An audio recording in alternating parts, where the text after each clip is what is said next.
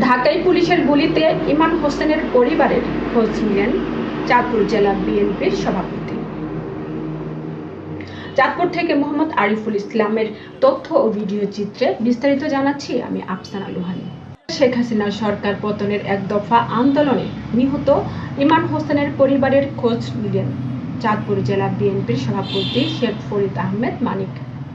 গত 5 আগস্ট ঢাকার যাত্রাবাড়ী থানার সামনে পুলিশের গুলিতে 18টি গুলিবিদ্ধ হয়ে নিহত হন ফাজিল গাজীর ছেলে মোহাম্মদ ইমান হোসেন। তিনি স্ত্রী সন্তান নিয়ে যাত্রাবাড়ী থানার মেধাবাড়ি স্ল্যাব রোডের ভাড়া বাসায় থাকতেন।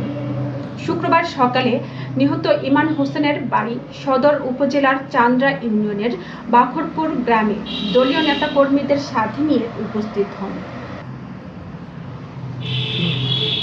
সেখানে তার বাবা মা ভাই বোন সকলের সাথে কথা বলেন চাঁদপুর জেলা বিএনপি সভাপতি শেখ ফরিদ আহমেদ মানিক।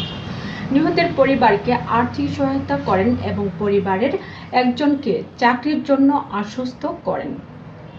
এ সময় উপস্থিত ছিলেন জেলা বিএনপির সাধারণ সম্পাদক অ্যাডভোকেট সলিমুল্লাহ সেলিম, সদর উপজেলা বিএনপির সভাপতি শাহজালাল মিশন, চান্দ্রা ইউনিয়ন বিএনপির আহ্বায়ক মোফাজ্জল হোসেন, সদস্য সচিব তালহা ফারুকী সঞ্জয়, যুগ্ম আহ্বায়ক আলমগীর ঢালী, ইউনিয়ন যুবদলের সভাপতি খোরশেদ গাজী, সাধারণ সম্পাদক দেলোয়ার হোসেন, সাংগঠনিক সম্পাদক বাতেন জমাদার, ইউনিয়ন স্বেচ্ছাসেবক দলের সভাপতি মাসুদ মিজি, সাধারণ সম্পাদক মোহাম্মদ আলী মল্লিক, 3 নং ওয়ার্ড ইউপি সদস্য শেখ ফরিদ আহমেদ রুবেল সহ জেলা, উপজেলা ও ইউনিয়ন পর্যায়ের বিভিন্ন সংগঠনের নেতাকর্মী উপস্থিত ছিলেন।